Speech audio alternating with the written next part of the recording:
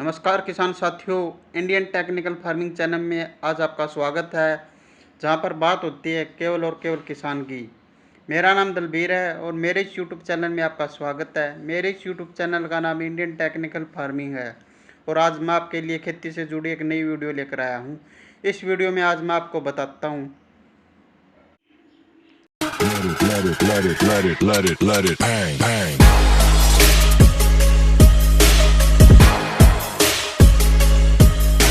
कपास की वैज्ञानिक खेती कब और कैसे करें, जिससे कि हमें फसल की अच्छी पैदावार व अच्छी इनकम प्राप्त हो।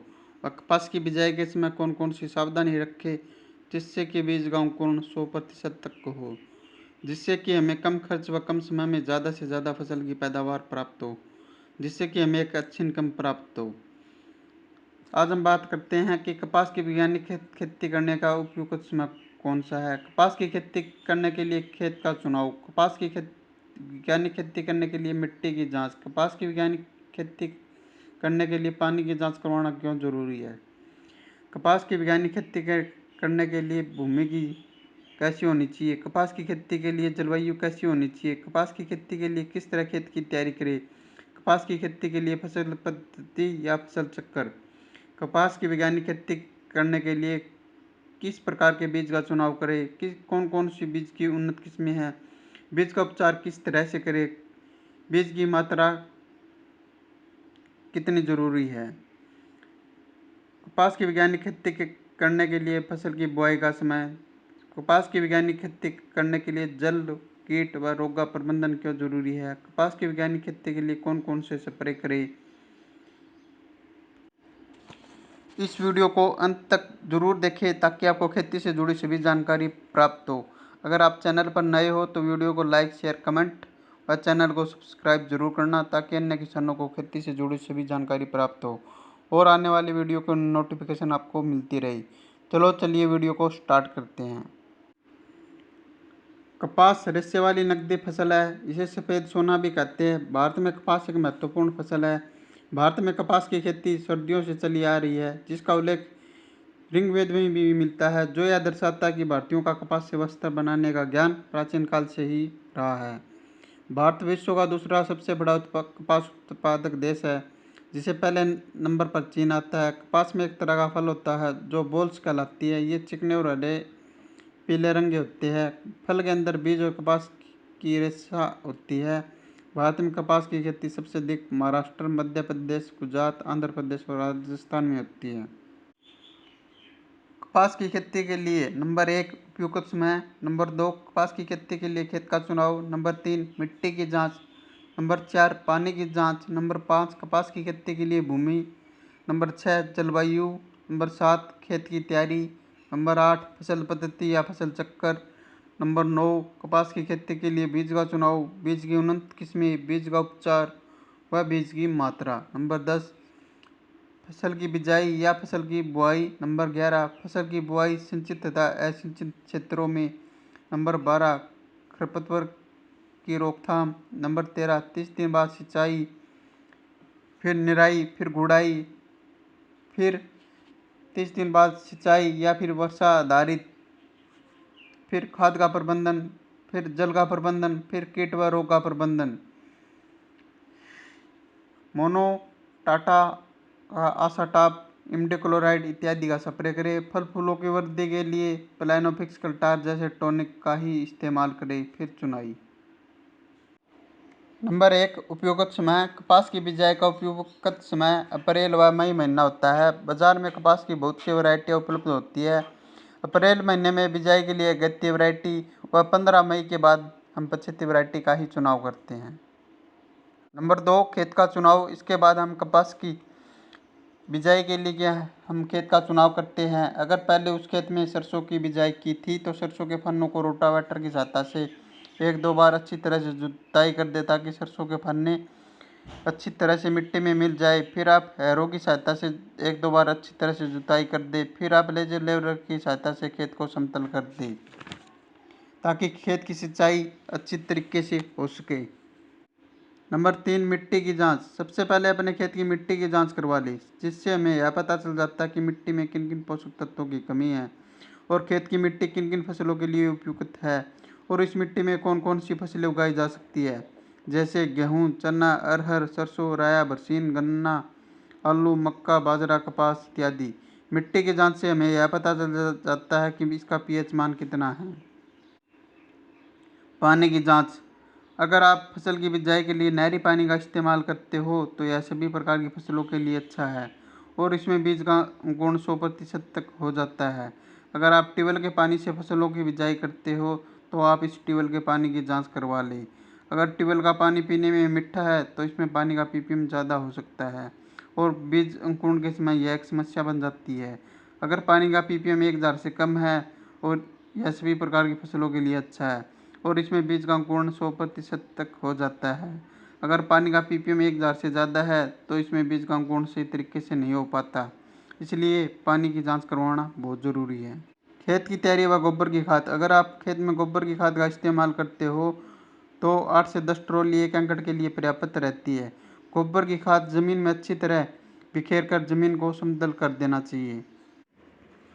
सिंचाई, बत्तर, जुताई, कल्टीवेटर, सुहागा। अब आप खेत को अच्छी अब आप खेत को अच्छी तरह से सिंचाई कर दें। जमीन के बत्तर आते ही हैरों की सहायता से खेत की अच्छी तरह 1-2 बार जुताई कर दें और फिर आप कल्टीवेटर सुहागा की सहायता से जमीन को समतल कर दें। कपास की खेती के लिए भूमि। कपास की खेती को सभी तरह की जमीन पर की जा सकती है, फिर भी दोमट मिट्टी भूमि को कपास की खेती के लिए सबसे सर्वोत्तम माना गया है। बलुई जमीन, क्षारीय भूमि और कंकड़ से भरी हुई जमीन पर कपास की खेती नहीं की जा सकती है। भूमि की तैयारी करते समय सबसे पहले खेत की जुताई लगभग 25 सेंटीमीटर गहरी करनी चाहिए। जरूरत के अनुसार दोबारा 2 से 3 बार देसी हल चलाकर खेत की जुताई कर दे और फिर उससे भुरभुरा कर फिर से भूमि को समतल भूमि बना देना चाहिए। जलवायु। कपास की खेती के लिए जलवायु। कपास की खेती में अच्छे जमाव के लिए मिनिमम 16 डिग्री तक का टेम्परेचर होना चाहिए। फसल के विकास के टाइम लगभग 21 से 57 डिग्री तक का टेम्परेचर और फसल के तैयार होने के टाइम में 27 से 32 डिग्री तक की टेम्परेचर की आवश्यकता पड़ती है। कपास की खेती के लिए खेत की तैयारी व गोबर की खाद। अगर आप खेत में गोबर की खाद का इस्तेमाल करते हो तो 8 से 10 ट्रॉली 1 एकड़ के लिए पर्याप्त रहती है। गोबर की खाद को जमीन में अच्छी तरह बिखेर कर जमीन को समतल कर देना चाहिए। अगर आप जमीन की गहरी जुताई करते हैं तो 2 से 3 बार देसी हल से 2 से 3 गहरी जुताई कर दे, फिर आप जमीन को समतल कर दें। फसल पद्धति या फसल चक्र। फसल चक्र एक ऐसी प्रणाली है जिसमें फसलों को इस क्रम में बोया जाता है जिससे कि उसकी मृदा की उर्वरकता शक्ति बनी रहे। एक सफल उत्पादन के लिए उत्तरदायी प्रमुख कारकों में से फसल चक्र एक महत्वपूर्ण स्थान रखता है। फसल चक्र को अपनाने का उद्देश्य उपलब्ध प्राकृतिक साधनों का उपयोग करके उसमें अधिक फसल उत्पादन करना होता है। फसल चक्र क्या है? किसी खेत में फसलों को अदल बदल कर या हेरफेर कर बोना फसल चक्र कहलाता है। ऐसा करने से मृदा की उर्वरकता शक्ति बनी रहती है और पैदावार अच्छी होती है। किसी क्षेत्र की भूमि, जलवायु एवं अन्य वातावरणीय कारकों के आधार पर विभिन्न फसल चक्र अपनाए जाते हैं। एक अच्छे फसल चक्र को अपनाकर एक किसान अपनी भूमि से अधिक आर्थिक लाभ कमा सकता है। हमारे देश में फसल को उत्पादन को बढ़ावा देने के लिए विभिन्न प्रकार के फसल चक्र की कई प्रणालियाँ विचलित है। फसल चक्रों की संख्या 3 होती है: 1 वर्षीय फसल चक्र, 2 वर्षीय फसल चक्र। फसल चक्र के मुख्य प्रकार: खरीफ की फसलों में अपनाए जाने वाले फसल चक्र, रबी की फसलों में अपनाए जाने वाले फसल चक्र, जायद की फसलों में अपनाए जाने वाले फसल चक्र। फसल चक्र के सिद्धांत: उथली जड़ वाली फसलों के बाद गहरी जड़ वाली फसलों को उगाना चाहिए। अधिक खाद की आवश्यकता वाली फसलों के बाद कम खाद की आवश्यकता वाली फसलों को उगाना चाहिए। अधिक जल की आवश्यकता वाली फसलों के बाद कम जल की आवश्यकता वाली फसलों को उगाना चाहिए। फलीदार फसलों के बाद अफलीदार फसलों को उगाना चाहिए। कृषि साधनों का उपयोग समतापूर्वक ढंग से करना चाहिए। भूमि कटाव से प्रभावित क्षेत्रों में फसल चक्र में आच्छादित फसलों का समावेश होना चाहिए। फसल चक्र के लाभ: मृदा की उर्वरकता शक्ति में वृद्धि होती है तथा मृदा के भौतिक, रासायनिक तथा जैविक गुणों में सुधार होता है। सघन फसल चक्रों को अपनाने से भूमि में जीवांश पदार्थ की मात्रा में वृद्धि होती है। उचित फसल चक्र को अपनाने से भूमि में पनपने वाले विभिन्न बीमारियों के प्रभाव में कमी आती है। फसल चक्र अपनाने से कीटों तथा खरपतवारों पर भी नियंत्रित होता है। एक उत्तम फसल चक्र की निम्नलिखित विशेषताएं होती है। एक उत्तम फसल चक्र प्रति इकाई क्षेत्रफल में अधिक आर्थिक लाभ देता है। कृषि 75 पर उपलब्ध कृषि श्रमिक के कार्यों को उचित प्रकार से वितरण रहता है। एक फसल चक्र से उन्हें वर्ष भर लगातार रोजगार उपलब्ध होता रहता है। भूमि की किस्म, धरातल तथा इसके प्रयोग को ध्यान में रखकर फसलों का समावेश एक अच्छे फसल चक्र की मुख्य विशेषताएं होती है। फसल चक्र में दलहनी फसलों को सम्मिलित करना चाहिए, जिससे भूमि में नाइट्रोजन तथा जीवाश्म पदार्थों की वृद्धि होती है। ऐसी फसलों को उगाना चाहिए जिसके फसलों के रोग तथा उनमें लगने वाले कीड़ों आदि पर प्रभावशाली नियंत्रण संभव हो सके। फसल चक्र में अधिक लाभ देने वाली फसलों का समावेश करना चाहिए। जिन क्षेत्रों में मृदा कटाव की समस्या होती है वहाँ पर आच्छादन फसलों को उगाना चाहिए। इन फसलों की भूपरीक्षण संबंधी आवश्यकताएं कम से कम होनी चाहिए। कृषि प्रक्षेत्र पर गहरी जड़ वाली तथा उथली जड़ वाली फसलों का समावेश फसल चक्र में करना चाहिए। पशुओं को चारे की आपूर्ति के लिए चारे वाली फसलों को सम्मिलित करना भी आवश्यक होता है। कपास की खेती के लिए बीज का चुनाव, बीज की किस्म या वैरायटी, बीज का उपचार तथा बीज की मात्रा। हमें अपने खेत में फसल की बिजाई करते समय ऐसे बीज का चुनाव करते हैं जो अपने क्षेत्र या एरिया के हिसाब से ठीक हो। बीज का चुनाव करते समय हमें मिट्टी, समय व पानी के अनुसार ही बीज का चुनाव करना होता है, क्योंकि दोमट मिट्टी के लिए अलग, रेतीली ज़मीन के लिए अलग अलग वैरायटियाँ आती है। बीज की वैरायटी, हमें एक ऐसी वैरायटी का चुनाव करना होता है जो हमारे क्षेत्र व ज़मीन व पानी के हिसाब से ज़्यादा उत्पादन देती हो। हमें एक ऐसी कंपनी के बीज का चुनाव करना होता है जो कंपनी सरकार के द्वारा रजिस्टर्ड हो, जैसे राशि, यूएस इत्यादि। बीज खरीदते समय बीज का पक्का बिल अवश्य लेना चाहिए, जिससे कि बीज के डुप्लीकेट होने के चांस कम होते हो।